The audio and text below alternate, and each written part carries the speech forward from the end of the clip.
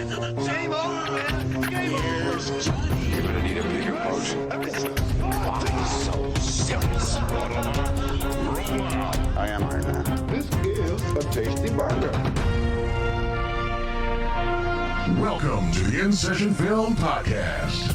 Welcome to this podcast review for December 3rd, 2024, and I'm JD Duran. And I'm Brendan Cassidy.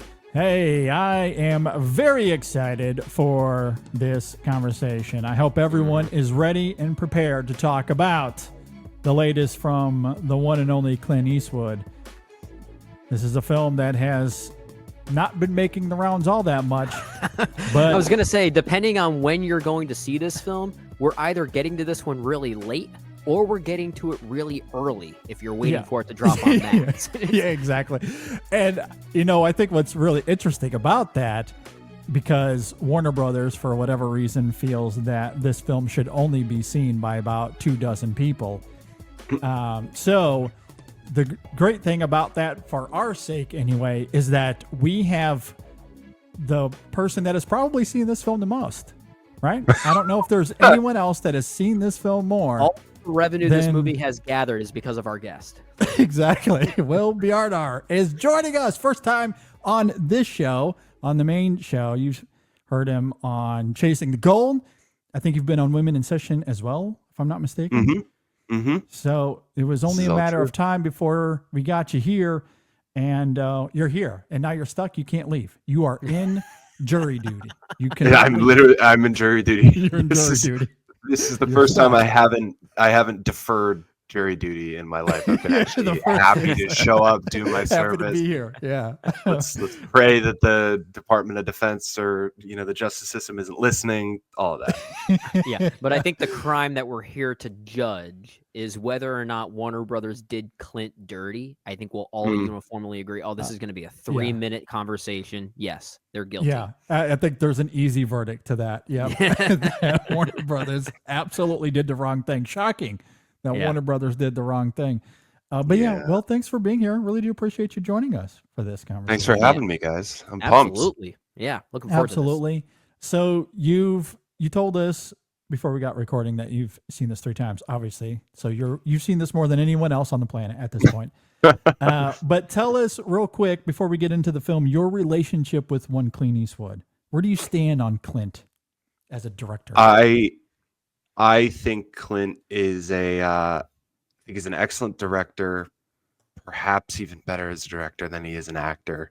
Obviously, I think both careers are storied, so it's kind of like two sides of the same coin, as is the case oftentimes with actors turn directors or vice versa. But then again, there's those hits and misses in there. I mean, depending on how you feel about Maestro, you maybe aren't the biggest Bradley Cooper head. I, for one, am a massive Maestro fan. I'm also not a fan of American Sniper. So that's another Eastwood.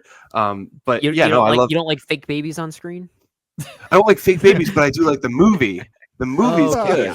The fake baby is a different conversation. I mean, it seems very clear that there is a real baby in Juror number 2. Yes, I think he remedied his past crimes. The baby moves. Not guilty, Clint Eastwood. Not guilty this time. Yeah. So no, I've liked Clint's movies for a long time. I think that obviously late stage Clint is certainly an interesting topic for discussion, especially his last few features. I think his politics are absolutely perfect. Just spot on stuff. Just He's never said anything wrong. No, good movies, good filmmaker. I'll just stop there. Yeah, no, that's great to hear. We more or less share the same sentiment, although we're not quite as big on American Sniper. But generally, we like some Clint Eastwood. Going back to episode 610, just a few weeks ago, we did a consensus ranking of Clint Eastwood's filmography. If you want to go and check that out, maybe at the end of this episode, we'll see where Juror number 2 falls in. Maybe we can revisit that here at the end. But yeah, generally big fans of Clint Eastwood. And his latest, Juror number 2, is sort of out, but not really. Who knows when or if it'll ever see the light of day, but we're going to talk about it. It does exist. We do know it exists. Does exist. We didn't see it. So let's get into it.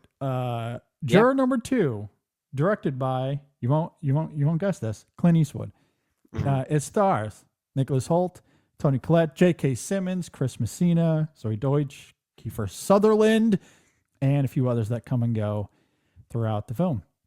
If you're not familiar with Juror number 2, while serving as a juror in a high-profile murder trial, a family man finds himself struggling with a serious moral dilemma, one he could use to sway the jury verdict and potentially convict or free the wrong killer. All right, let's jump into this. Will, what did you think about Juror number 2?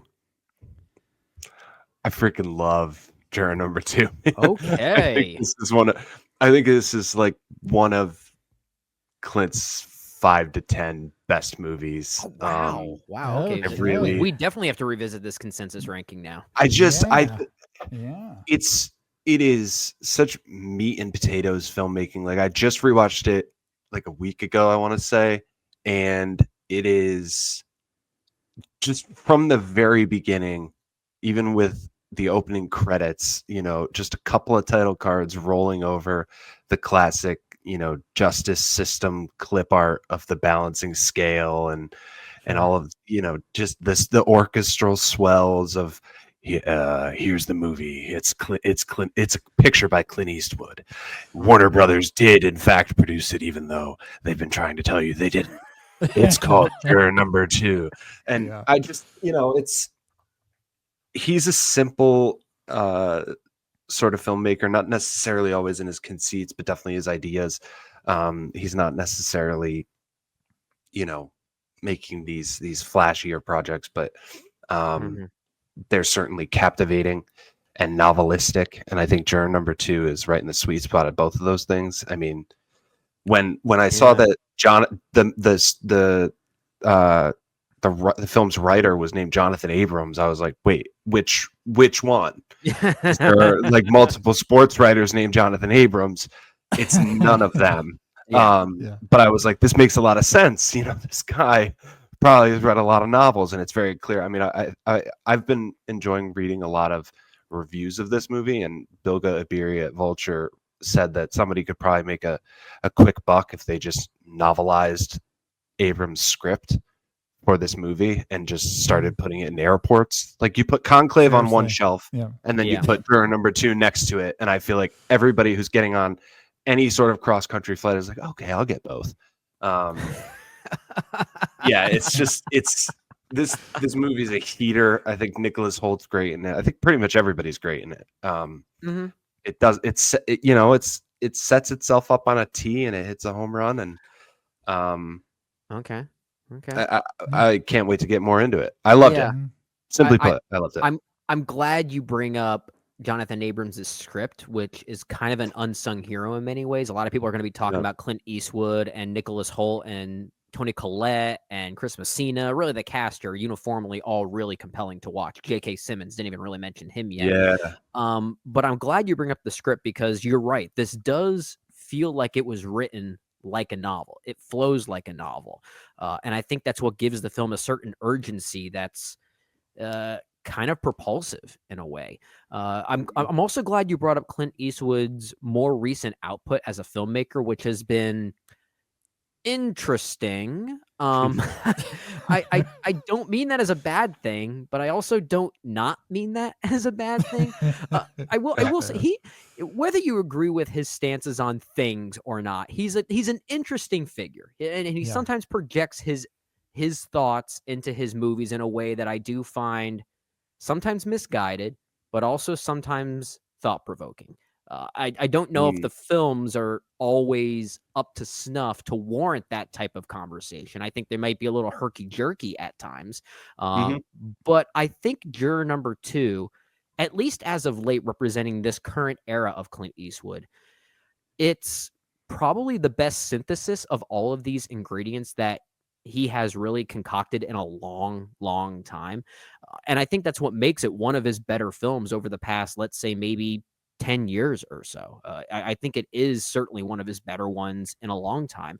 The movie is very old-fashioned, like you were talking about there, Will. It's a lot of people have made this comparison, so I'm not, creating this analogy here, but it's very reminiscent of something you would watch on TNT in the 90s, right? I knew you were going to say it. The second you see that up, I was like, yep. In the 90s, that will be on TNT in 2 months because it's not going to theaters. That's the only place it's going to live is on TNT. Okay, fair point. The point I'm saying is that it's very reminiscent of those classic John Grisham adaptations. Say movies like The Client or The Rainmaker. It's very reminiscent of those classic 90s legal thrillers. Which makes it kind of comforting to watch for those of us that kind of yearn for a different era of filmmaking. But given the moral dilemma at play that I know we'll talk about further, the movie also has a contemporary edge. And I think that's very important. There are certain character choices and certain character arcs that happen with even some of the supporting characters that give it a real timeliness, especially in a post-election year, right? I think there are very deliberate choices happening here that we could talk about further that I found really provocative. I think it is the best synthesis of these new ingredients that Clint Eastwood has been working with over the past decade or so. So I think that makes it one of his smoothest films in a long time. Yeah, I think this is Clint's best film in quite a while. A classic, old-fashioned courtroom drama that's efficient and suspenseful in this economy. Good on you, Clint. That's why you're a legend. If this is his swan song, it's about as good of a high note as one could hope for. It fits comfortably in that middle space of being a movie for grown-ups that's entertaining and robust with emotion, but it's also thoughtful with its thematic underbelly, provoking some fascinating conversation after the credits roll, which is why I'm so excited for this conversation, because this isn't a safe movie. It might be old school in its production value and technical approach, but it's not 12 Angry Men. In fact, in a lot of ways, it's almost as if it's actively subverting that film. It kind of becomes 12 Angry Men for a moment, only to say, no, we're not that at all. Yeah, exactly. And I don't know if that was the intent from Jonathan Abrams, but it sure feels like it, given how Juror #2 evolves over the course of the film, which I absolutely loved. There is a provocative nature to Justin's choices, evoking this duality between justice and self-interest, something that is even more rich given that there is an election in the background here. How all of that plays out in this film is extremely riveting, especially thanks to Nicholas Hoult, who is excellent in this film. He's having such a great year, and I think you could argue that this is his best performance of this year. Zoe Deutsch and Toni Collette are also very good. I'm not sure where this ranks in Clint's career as a whole. Again, I'm excited to maybe get to that at the end of this. But I do think this is, at the very least, his best since Letters from Iwo Jima in 2006. I would go back that far. I think this is his best film since that one. Yeah, I quite adored it. I could agree with that. I could definitely agree with that. That means like in almost 20 years he made his best film in a while. That's and he's directed a lot of movies in that time. The man's directed over 40 movies, so that that's hella good praise. It really is. Yeah, absolutely. I think it might be his best since Mystic River. I'm a big Mystic River guy too. I know I don't love we're huge on that one as well. Yeah. All right, good.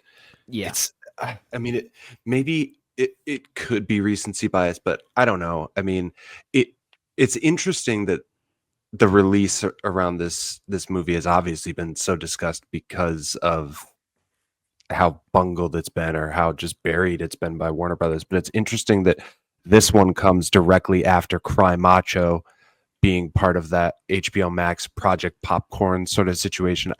Did that come out 2021? Yeah, I think so. I believe it was 2021 because that was right when they were putting everything on HBO Max as it was going into theaters. I believe the same situation happened with Cry Macho. And now they're marketing this as a Max original, which get the hell out of here with that shit. Get that out of my face. It's insulting to the legacy of Clint Eastwood. It really is. Don't put that massive Max original logo that's the same size as the title on the poster on there, because it's not. But yeah, no, it really is one of my favorites of his in a long time. I mean, I'm looking at his filmography right now. Sully's really, really up there for me. But Okay. I like haven't Sully. thought about Jersey Boys in a hot minute. I forgot about that when I saw it. That film's bad. Yeah, And it's a not shame because the good. musical's good. But Oh, yeah. I think that was a case of a miscast director. I just don't think Yeah, Clint was I the right agree. person for that type of, for that type of energy and that type of vibrancy, because Clint Eastwood as a filmmaker is way more stoic by comparison. And that's actually one of his best qualities. That's what makes him interesting. Even though his movies can be thrilling and edgy at times, they kind of sit in a place that feels almost like a classic black and white movie. I think that's what I love so much about a movie like $1 Million Baby, is that it kind of even visually looks like a movie that could have come out in the 1960s. And I love that approach to it. But that's also what makes Juror Number 2 so fascinating, because it is very old fashioned, like we're talking about, but it has a lot of complicated and contemporary ideas on its mind. You mentioned the idea of self-interest, JD. I think that's a very provocative notion, especially currently right now. And the fact that there is a literal election baked into the plot line of this movie, and how Toni Collette is playing this prosecutor that is running a very progressive minded campaign, and the hypocrisies that come out of that, I think, are very challenging and very worth talking about. Yeah, He's I really one agree. of the more fascinating characters of the year when you really think about it. And I think it's the kind of character that could rub some people the wrong way, but I think that's a really interesting thing. So it has interesting notions on that. The fact that it's basically portraying what is a broken legal system in many ways too, I think is also very challenging. And the way that Clint weirdly inserts himself into this narrative very indirectly, I think is really fascinating. And this is maybe where I'm trying to be more vague, because I don't want to give certain things away. There's a shot of an empty chair at one point in the movie that I think it's a weird thing to say, because I can't think of any other significant empty chairs in movie history, but it's one of the most powerful empty chairs I've ever seen in a movie. And it's almost like Clint kind of projecting his own ethos onto this type of topic, onto this type of sociopolitical setting, right? As if he's the one that can actually challenge the norm a little bit. And if he's not there, no one will. So I think it's a really fascinating movie. And I don't know if it's really Clint turning the script into something more fascinating, or if a lot of this already exists on the page, Jonathan Abrams' script. Because if it does, it's one of the more interesting scripts of the year in that regard. I think it really is quite challenging. Yeah. And I think what's interesting too is how it starts off somewhat simple. I think that's what's so fascinating about Justin in the film, right? Because he doesn't want to be selected as this juror, ends up getting selected, and he goes My kind of guy. You dodge that jury duty, pal. Exactly. But he gets selected, goes through the trial, and they go to converse, and he, at the beginning of it anyway, wants to be open-minded, right? He wants to do the right thing, i.e. Juror Number 8 in 12 Angry Men. And similarly, he starts swinging people's votes and bringing doubt into the equation. But we also know he's harboring a secret. Yeah. And every time he aims for justice as a juror with conviction, he comes one step closer to revealing a truth he doesn't really want to grapple with. And not just because of the guilt he may feel if he did indeed commit the sin he's accusing himself of, but also because it's a reminder of the deep grief that he's experiencing personally, internally. So what is he supposed to do? Stay quiet and potentially let an innocent man be convicted of a heinous crime, but at his own benefit, or stick to his convictions and accept whatever consequences come his own way? I don't know, but watching that dichotomy swallow him alive is absolutely riveting. It's nuanced. There are textures to it for sure, but fundamentally that dichotomy is kind of simple. It's It not is, an yeah. easy choice, but I do love how the film presents that dichotomy kind of in black and white terms. It's very plain. And what we see is him just simply become consumed by it, emotionally and otherwise. And this is where Clint Eastwood, as a filmmaker, and his meat and potato style, I think, is so fervent here, because I love it. Yeah. that's where this film thrives. It builds enough of that thematic nuance to, again, give the film like a robust feeling, like an urgency, like a dramatic urgency.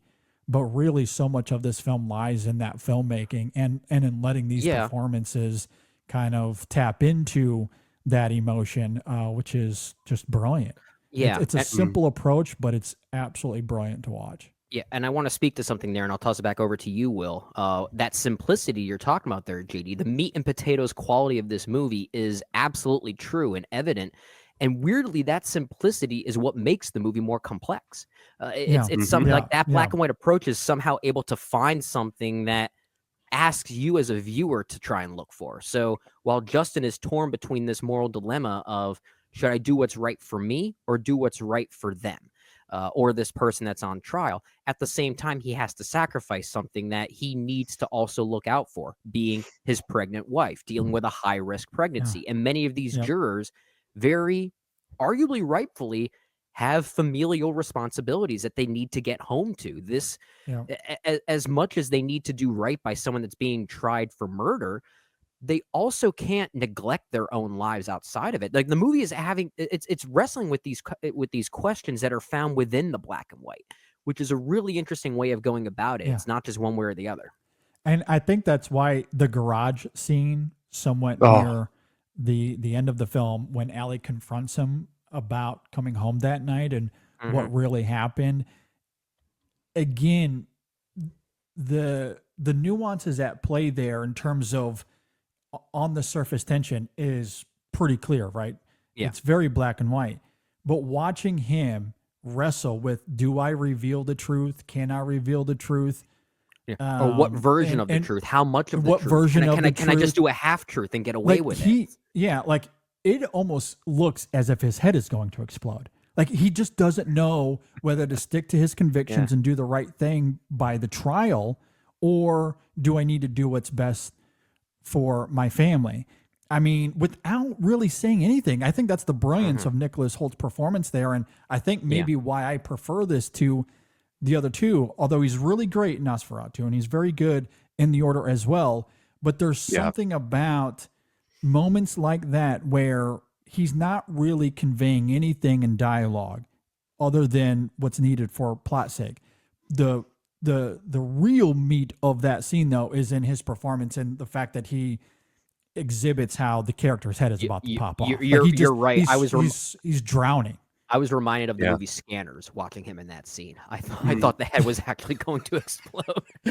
Like, it's brilliant performance. It's great. Fantastic stuff. Yeah. He's really special in this, and I think I mean I just wrote about Nosferatu for Geek Vibes Nation, and I talked a lot about how, you know, or not a lot, but I mentioned that Nosferatu kind of caps off one of if not the best year of his career so far. I mean, between this, Nosferatu, and The Order, he's great in all three.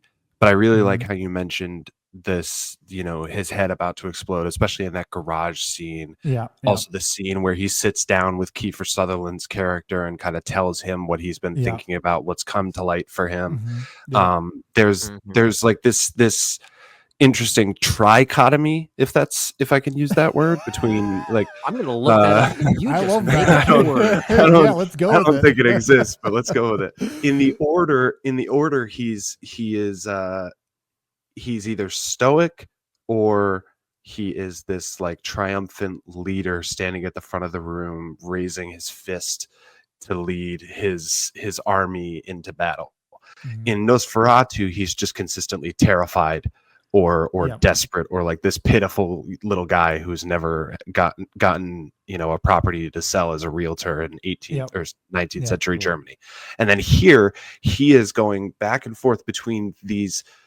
I mean, he's just one of the most tortured characters put to screen in 2024, I think. Like there have been a lot of courtroom dramas in the past, not just in recent past, but obviously in the history of cinema, where the issue is being debated back and forth between a room of people, and it's mostly about, is this person guilty? Is this person innocent? That's obvious. Yeah. Here, though, it's this guy slowly over the course of a movie becoming more and more and more aware of his own truth, which has not been revealed to literally another soul except for his AA sponsor, who also happens to be a lawyer. And he is just, it's eating him alive. I mean, his whole life rebuilding his life post, in sobriety has been built on rigorous honesty. And now he has this opportunity to basically drive home that point to the nth degree, and yet it would theoretically put him behind bars. It's eating him alive. I mean, I don't want to even know how much weight Nicholas Hoult lost, during this performance, given how stressed out he must. God forbid if he's a method actor. I don't believe that's the case, but if he is, he's having a hard year. Honest to God. I really hope he's not Therapy, a method actor. not jury duty, therapy. Yeah, I hope he's not a method actor, because I think that would mean, having to deal with alcoholism, and that's a huge part. Well, that would be difficult. Yeah, that'd be very difficult, and that's very much baked into his own dilemma that goes even further, knowing that if he were to reveal some type of truth, knowing that in his situation, that he may or may not have actually played a part indirectly with this crime and could be responsible for something. He was at a bar when it happened. He did not have a drop of alcohol, but he is a man that has been, let's just say he has a history of alcoholism, very bad alcoholism. No one would believe. No one would believe if he were to say in a courtroom, "I didn't have a drink, though. I was at the bar and I ordered a whiskey, but I didn't have a drink." Yeah, that would fall on deaf ears. Yes, so he recognizes that, and even his AA/lawyer, played by Kiefer Sutherland, recognizes suggest that. as much. Yeah, yeah. And I also just have to say, trichotomy is absolutely a word, a division into 3 categories. Let's go. Look at that. I do love that, and I do agree with what you guys are saying. It's such a great narrative trick to put Justin in that situation where he's at the bar ordering the drink as a recovering alcoholic, where I think Clint again just simply comes to play ball here. In terms of the editing and the use of those flashbacks, it's really great because those initial visual cues suggest one thing, but later on we're given context that's revealed to another. And even though we've already laid out that he doesn't take a sip of that whiskey, those early scenes, we don't know that. Those early flashbacks we get, it's just him at the bar witnessing those 2 individuals, that couple at the center of this courtroom case. He's just there at the bar. So it's easy to assume, and of course Clint wants us to, that he did partake, that he was drinking that night. And it's not revealed later when we're given further context that there's more to the story there, and how that adds to the dramatic urgency, as you guys are talking about, in terms of no one's going to believe him if he was to try to, reveal his version of the truth. I do think is fantastic, and it certainly adds to that stress that you're talking about, Will, and why he can't really come out with his version of the truth, and maybe in a way that does help swing his vote in the end, despite his convictions and wanting to do the right thing, because he is committed to being open-minded and wanting to do the right thing by the case, really all the way up until the end, where he has no choice but to make a decision and draw a line in the sand. It really goes up to the edge of the cliff where he wants to be juror number 8 the whole time. Yeah. And yet watching him drown in that choice is really something to see.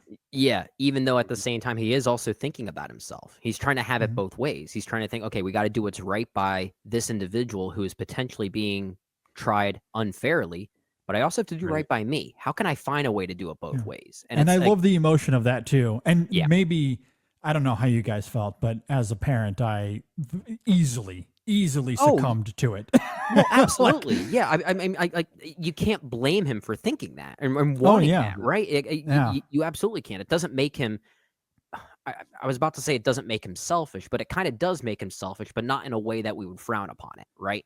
It's the good kind of selfish because he's looking out for his family. You know, so it's selfishly unselfish, if that makes sense. Yeah. But I love that about it. The narrative choices here, as you were talking about there, JD, the use of flashbacks, it's kind of similar to something like Rashomon, but also kind of not.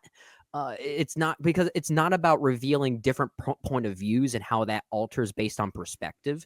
It's more so about unveiling different layers of this truthful onion, if you want to call it that, and how each layer he doesn't even really know, right? And I think that's the other great aspect of it is the sin that he's accusing himself of might not be true. So he's kind of unreliable. Just is putting the pieces together. Yeah, like he's an unreliable narrator. And I love that Clint, and I guess Abrams as well, like they never reveal that to us. I love that it's left completely open-ended in that regard. Yeah. It's and the great storytelling. And the actual ending, I don't know if we want to get too far into. I don't think we should give it away, because there are a lot of people listening that have Max accounts that will watch this most likely for the first time when it's on Max on December 20th, I think is when it gets released, or maybe December 21st, later on this month.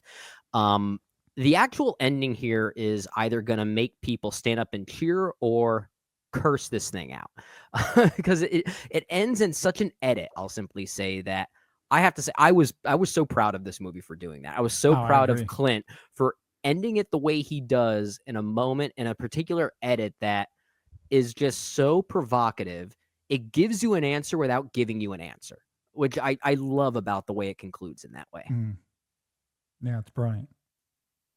It will be on there on December 20th. Okay. And I'll be watching it again. And again, and again, and again.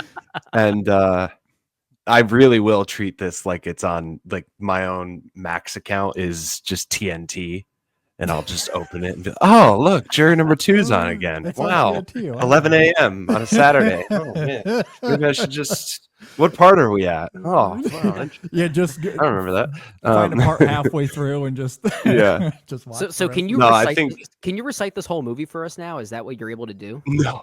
No. But I do. There are a couple things, especially at the beginning, that like really stick out to me. Like there's a moment where Justin and Allison, Zoe Deutsch's character's wife, are having that little party, the little gathering of friends at the beginning of the movie, and he's talking about how strong she is and how excited he is to keep building their future. And then it cuts away to show all the friends like kind of clapping and saying awe, and then one of the wives in the audience like slaps her husband on the chest and goes, why don't you ever say anything like that about me? And he just goes, I don't know. It's like one of those little throwaway moments. But anyway, I'm just kind of a sick person, and the fact that I can clock that. But the ending is the ending is exactly what I wanted from the movie. I think if you go any further, it almost feels cheap. It defeats the purpose, I think. Yeah. Exactly. I think by cutting away from something that we don't want to necessarily say, it leaves, I guess it leaves some interpretation, or it just, kind of says, okay, so everything was leading to this moment. You probably should have seen it coming, but we're not going to fully offer the payoff, because if we do that, then maybe you're left with a sour taste in your mouth of some way. It was the only way that it could have ended. Yeah. But I also think that's Clint playing with the audience. I don't know if it really Yeah. means anything. I think it can That's a good literally point. mean anything. I think it means a lot of things. I think on one hand, at least the way I saw it, is it seems to suggest that again, trying to keep it vague, but it involves two particular characters. I think what it's do you just want suggesting. to talk about it? I mean, we're kind of at the end of this You anyway. could put a spoiler banner Yeah. around it. You know, All right, you could- spoiler banner. Spoiler banner. All right, spoilers for the rest of this conversation. Yeah. Well, one thing I did hint at earlier on in this conversation was how Toni Collette's character, who I think her character's name is Faith, which is Yep. so It appropriate. is. It's so It's appropriate. so good. It's so good. She is this. She's the prosecutor here who very adamantly wants to try this individual for murder, and that is her goal. And she's also running this campaign for office for district attorney, if I'm not mistaken. And it's a very progressive-minded campaign. But there's also this argument. Not very argument. There are these revelations that happen involving J.K. Simmons' character, where she starts to sense a bit of doubt in her own case, her own prosecution. And this final scene basically involves her going to Nicholas Holt's home, Justin's home, knocking on the door, looking at him. His face drops. Movie's over. Nothing happens. No exchange. Yep. And I think it seems to be suggesting that she sees him. She's on to his, at least his participation in something. But by cutting it short like that, I feel like the movie is suggesting that, or at least asking us to ask a question: will this legal system even do anything about it? Is there any resolution here, or is this only going to be for the self-interest of those still involved? And that it basically ends by asking questions the whole movie was asking us to ponder on, and by prolonging those questions even as the end credits roll, it suggests that Clint doesn't have an answer. And we don't have an answer. But this kind of issue does exist. Point. Yeah. But I love that it's extremely vague. She could be at his doorstep to say, "Hey, we found the deer that you killed." Like, we don't know. Like, Or she could be saying, "Hey, congratulations on the birth of your son." Congratulations on the birth. Yeah, I won the office, and I'm just going door to door to say thanks for your vote. Like, it could be literally anything. Maybe she watched the Detroit Lions game and was like, "Did you see the end of that game? That was incredible. The Lions won the Super Bowl. How amazing!" Like, it literally could be anything. And I do love that Clint is toying with the audience in that regard. Now, is there some sort of more artful thematic message that Clint is trying to convey there, to your point, Brendan? Perhaps there's something about the ineptitude of the justice system, which is clearly baked into this narrative throughout anyway. So that could certainly be a part of it. But also, this is a film that is so efficient in its storytelling and thematically provocative. I think it could also be as simple as, I don't want to give any sort of message away. So you leave it at this at this moment where she opens the door. What comes out of her mouth could literally be anything. Totally up to your interpretation. And honestly, I think that's all that it is. Well, and sometimes that's how most court cases resolve themselves, right? Beyond a reasonable doubt. And this movie kind of ends with a lot of reasonable doubt. A lot of doubt. Yeah.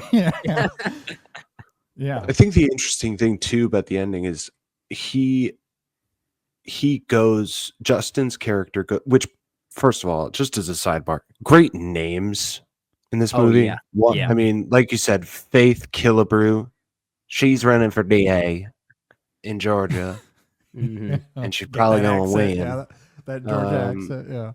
Yeah. Eric Resnick is her opponent, the defendant's opponent. That's Chris Messina's character. Justin Kemp, great magazine writer name for a regional lifestyle magazine, which isn't exactly Vanity Fair. Allison Cruson, his wife. I mean, it's just such good names.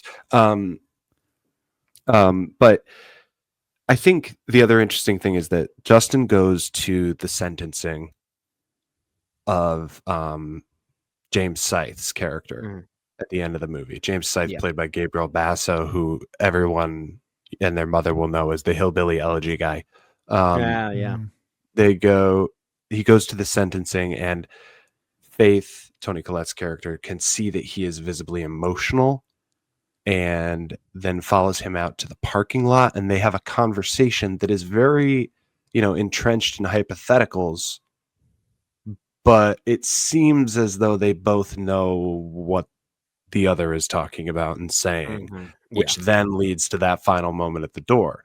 Yeah. So again, very open-ended, very vague, like you both have been saying, and I think that makes it that much more perfect than an ending, because at no point in time, like you said, beyond a reasonable doubt, at no point in time was a person's name used. It's again, this is all hypothetical. Like, this could have happened. Maybe this person is this. Maybe he was just scared. Da da da da da. Yeah. And you don't want to perjure yourself or I don't know, literally admit to a crime. So you just dance around it, and then at the end, she could say, okay, dance is over, time to face the music, haha. Or she could just, it's terrible. Or she could just I love the be, haha. That was again, great icing on the cake there. or she could be at the door to say, hey, I know you were hoping for a Lions victory in the Super Bowl, but it's actually the Bills that came out. I know, sad day. Sorry to say. JD, I know I forget until you said it that you're a Michigan fan. Yeah, Congrats on you. congrats on the big Ohio State game. Afraid it won't end in anything beyond a meager mayonnaise bowl game. But no, either way, I think that it's I think we're going to the Pop-Tart Bowl. The Pop-Tart Bowl. Totally derailing. No, it's good. No, but it's such a perfect ending that the guy who took my seat at the theater the first time I saw it just threw up his hands and said, "That's it," and him and his wife stormed out, and that made my day. So, frankly, that's it. As if there's what else is going there on there? Like, I mean, tons going on. I haven't had a theater experience like that in a while, where someone just openly verbalizes their disdain for something that they watched. Like, I haven't had that. I would have loved. I was close with Moana too. If I wasn't with my son, I probably would. Oh, you would have been one of those people. Yeah, all the kids around, tons of kids in the theater, be like, "What? That's it?" And then walked out. Man, no. Yeah. I don't blame you. I would have done the same thing. And that's where you jump in. That's where you jump in and say to him, "It was supposed to be a TV show, morons. Don't you read the news anymore?" Exactly. Yeah, this is an evil movie. You guys break just our don't hearts. know it. That's like someone walking out of Wicked with their hands in the air. It's like, no one told me that would be a musical. Screw that movie. Anyway, this conversation is very much getting off the rails. But yeah, no, I agree. I love where this film ends. I think it's perfect. It is one of Clint's best endings. And you can interpret that however you want. If you see Justin as someone trying to escape his consequences and you feel like he should own up to that, maybe that's how you want to read that final ending. Or perhaps it's the other way around. Like, I think it's absolutely brilliant. The way Clint Eastwood sets that up, and the performances are impeccable in conveying that ambiguity. I just absolutely love it. And especially the emotion that's kind of baked into it all as well, I think is a big part of it for me, because what Justin and Allie are experiencing is something that is extremely relatable to a lot of people, and certainly adds a nice little pathos to this film that absolutely, at least in my eyes, justifies why he is so doubtful and uncertain, which, as we noted earlier, Nicholas Hoult just plays wonderfully in this film. So, I mean, there's really not much about this film that I would change. I mean, I don't know if I would call it a masterpiece, but it's about as flawless of an experience as Clint has done, and certainly in recent years. I think maybe if I were to be a little critical of a few things, there are some moments in the deliberation room between the jurors where I sat there and thought, okay, maybe we could have done another attempt with that one performance from that juror over there. I think there are some Well, performances that are, that's totally fair. Yeah. yeah. There are some inconsistencies there as far as that full ensemble is concerned, but the main cast here is pretty much perfect. I think they're all spot on. I agree. And a lot of the dialogue as they're conversing there is essentially a ripoff of 12 Angry Men. Like there's Yeah. just A little bit. taking Although the central although I- thesis of that film and just throwing that dialogue into this one. I will say somehow the movie does get around certain things that could be seen as blatant contrivances that we would criticize any other movie for, where when J.K. Simmons' character of Harold basically reveals, and if we're still in spoilers, we'll say this, he reveals to be an ex-detective, ex-cop, which is something you're supposed to reveal when you're being selected for jury duty, and his response is, they didn't ask. So it's the most convenient. It's the best. I'm glad that they at least address it because I've seen reviews that call that out as a criticism or a contrivance of the film, but the film does address that. It's not like it's just thrown in there sloppily. No, he at least speaks to it. I bought it in the world of this film, given the themes it's going for about this legal system in Georgia. And he's retired. Like what did he say? He'd been retired for like 20 years or something. Yeah. So it's not as if he's been a recent cop. You know, he's been retired for a long time. It didn't come up. Doesn't matter. Yeah, exactly. Yeah. He runs a flower shop with his wife. Yeah, That's exactly. That's who he is. He's a flower man. And he stakes out crime scenes when we're not in working hours. It's fine. Exactly. They didn't ask. What they don't know won't hurt them. Exactly. Good movie. Good movie. Provocative movie. God, good movie. Yeah. Brendan, you want to see where this falls in our ranking? Yeah, sure. So I have our ranking up here, and I guess full disclosure for those who didn't listen to that episode. What was that? Episode 610? 610. Yeah. 610. So JD and I did a consensus ranking of Clint Eastwood's films, his directed films, and specifically we did a consensus of his top 10. We didn't have time to do a full consensus ranking of his full 41, 42 films that he has directed, which means as a consensus ranking, this is something JD and I had to agree upon. My actual top 10 might be a little different than this. JD's own top 10 might be a little different than this, but this is what we agreed on collectively. So at number 10, we had Flags of Our Fathers, but I guess 10B was kind of High Plains Drifter in a way. We kept going back and forth with that one. Yeah. So think of that as 10A and 10B. At number 9, we had Play Misty for Me. At number 8, The Outlaw Josie Wales. Number 7, The Bridges of Madison County. Number 6, Bird. Number 5, A Perfect World. Number 4, $1 Million Baby. Number 3, Letters from Iwo Jima. Number 2, Mystic River. And of course, number 1, Unforgiven. Unforgiven. Yeah. I mean, hearing that list again and how I feel about this, and I don't know if it is recency bias or not. I think I'm going as high as 6 on that list. I'm not that high. I was actually going to say, like, as much as I like this movie, Juror number 2 is probably in my top 20 of the year thus far. I don't think I would put this in my top 10. As I don't know. I do like it more than Flags of Our Fathers, but there's something about that movie and its connection to Letters from Iwo Jima that I can't really shake.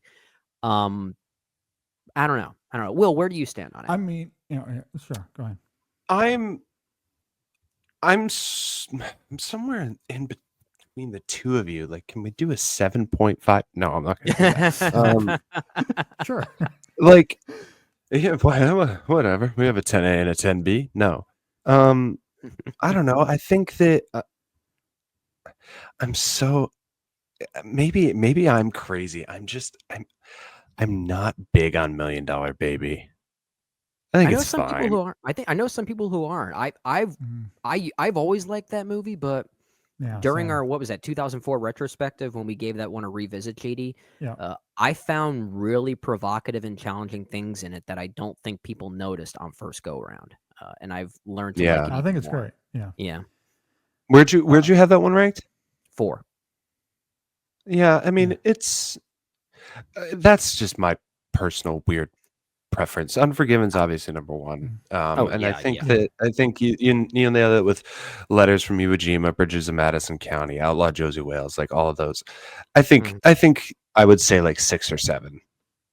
is where Juror number 2 would be in terms of top 10. It's certainly his best in a long time since Mystic River for me, for sure. And I think that How does this sound? Okay, so JD, when we did that consensus ranking, we spent a lot of time on Bird as sort of like a transitional point for Clint Eastwood. It may not be his most perfect film, but I think there's something crucial about him making that at that time that would eventually lead to the Clint of the early to mid 2000s, right? Yeah. So that's why we have it ranked as highly as we do. Thinking about this more and given a conversation that you and I had offline with our good friend Jay Ledbetter, I think we may have underrated The Bridges of Madison County a little bit. I think that movie's quite masterful.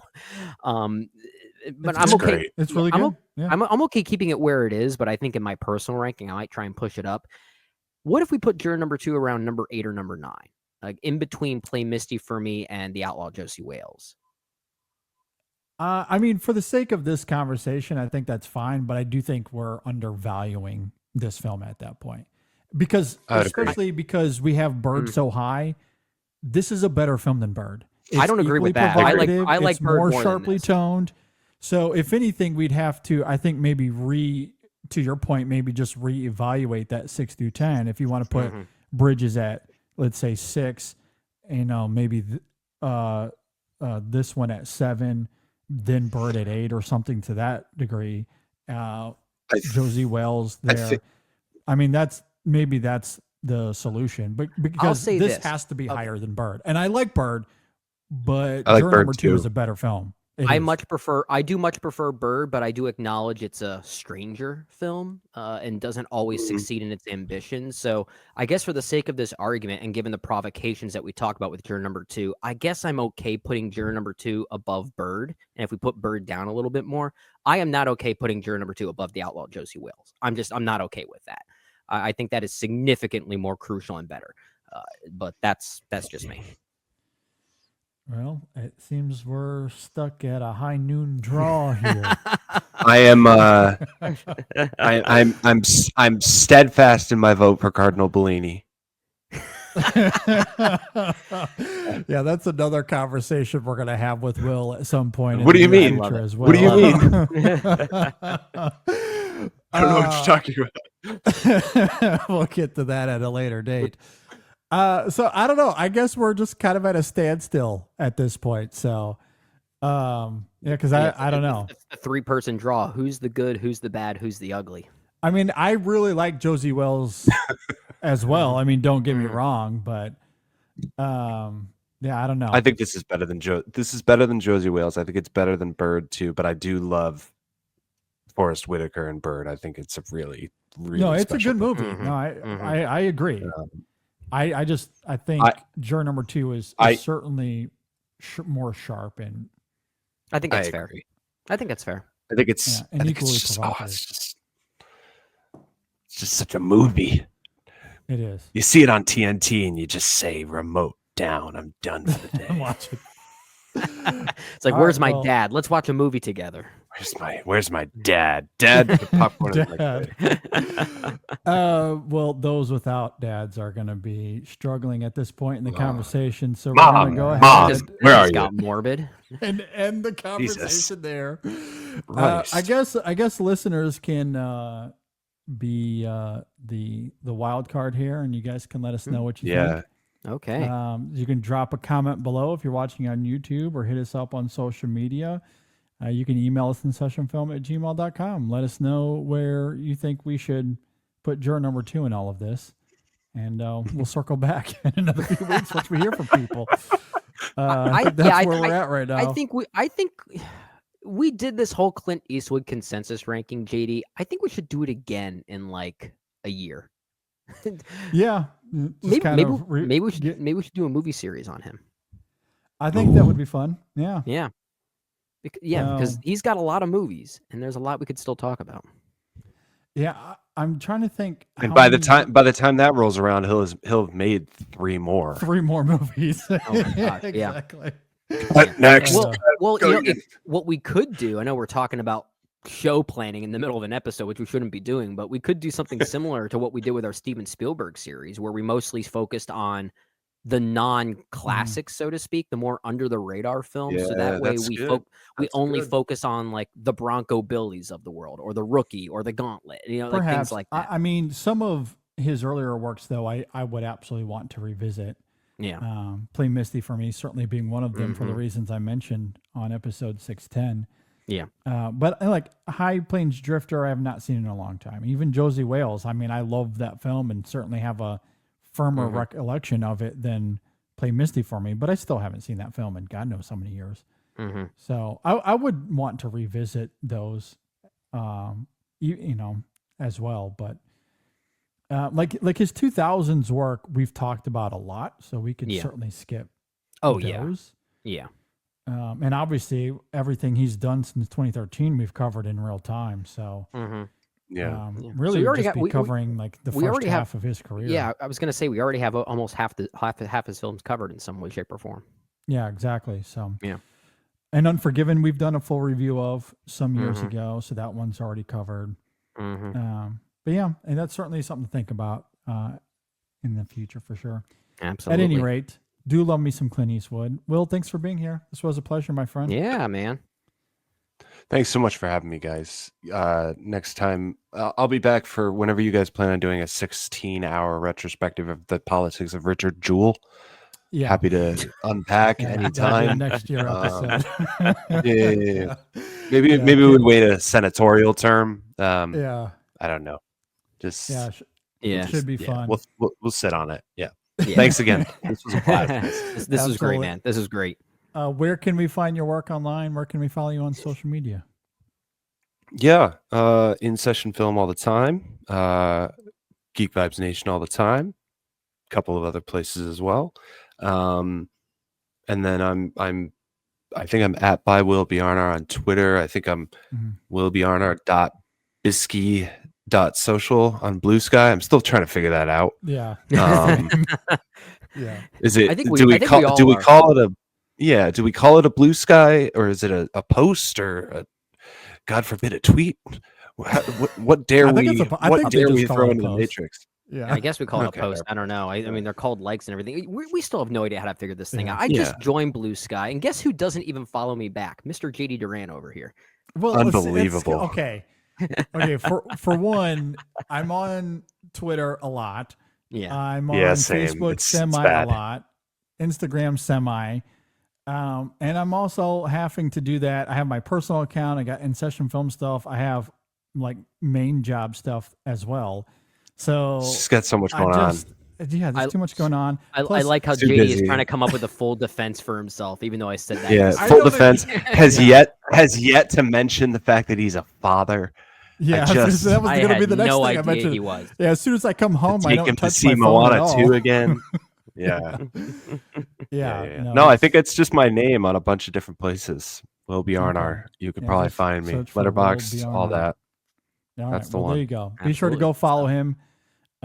Thanks, guys. Great follow, and you can hear him on all the In Session Film stuff, and of course he writes for us a lot as well. So we do appreciate your work there, my friend. We'll definitely get you back.